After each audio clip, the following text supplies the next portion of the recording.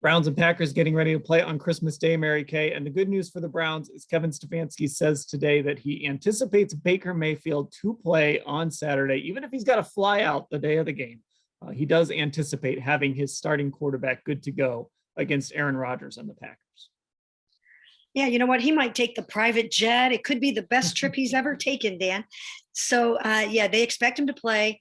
And that's what you want. You want your QB1 to play against Aaron Rodgers. So I think that's good news. It's really just now, I think, a matter of when, not if. He's been asymptomatic this whole entire time.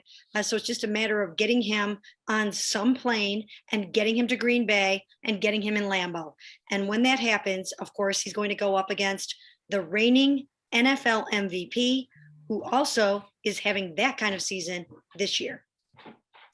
Now, another guy to keep an eye on is Myles Garrett. This is not COVID related, but he's dealing with a groin injury. Kevin Stefanski said it was about 50-50, but Myles Garrett made it clear after the game on Monday that he was going to play, reiterated that today. It would be shocking to not see Myles Garrett out there, but the real question is, even if he does play, what percentage of Myles Garrett the Browns will get?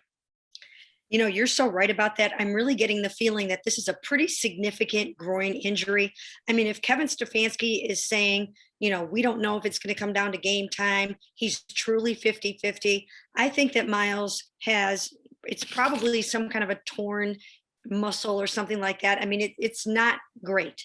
But, you know, Myles, especially with Jadeveon out, especially with Takk McKinley out, there's no way he's going to miss this game. It's his first game against Aaron Rodgers, and so much is at stake in terms of the playoff picture. Yeah, I know we should mention with Clowney that he doesn't fit in a 10-day window. So we're kind of watching on if he can test out, maybe he can get back out there. But you've said it before, he was symptomatic, and that just complicates everything with Jadeveon. And of course, the other thing to watch, JC Tretter probably out for this game.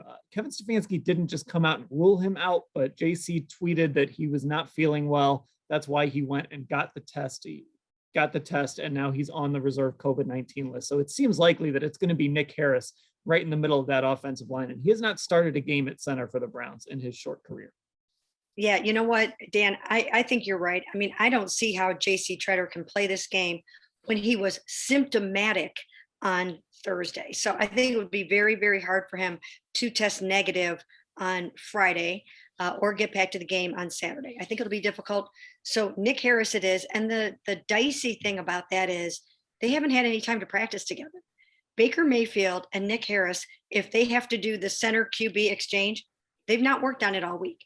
And, you know, that's something that you have to think about. And that's something that the Packers will be thinking about if they see Nick Harris out there in front of Baker. Okay, so here we go. Browns Packers on Christmas. Mary Kay, give us one thing to watch on Saturday. Well, with the uncertainty of who's playing in terms of your ends, is Jadeveon going to be back? How is Myles going to be doing? I would say trying to get that pressure on Aaron Rodgers. Who can do it? I mean, will they have to blitz? Will they try to get JOK to rattle him a little bit? Will some of the other guys have to step up? I think that's it. I mean, you have to try to disrupt Aaron Rodgers at least a little bit. That's the key. And really, I'm going to stick with Aaron Rodgers. It's that chess match. You're not going to have John Johnson III. He's been ruled out. You know, you've got other guys that can kind of get that defense aligned. Anthony Walker, other players like that, Malcolm Smith, who can get this defense where they need to be. But Aaron Rodgers, he's one of those guys, a little bit like Phillip Rivers. He'll let that play clock run down and make you show your hand. He's so smart. He's so savvy.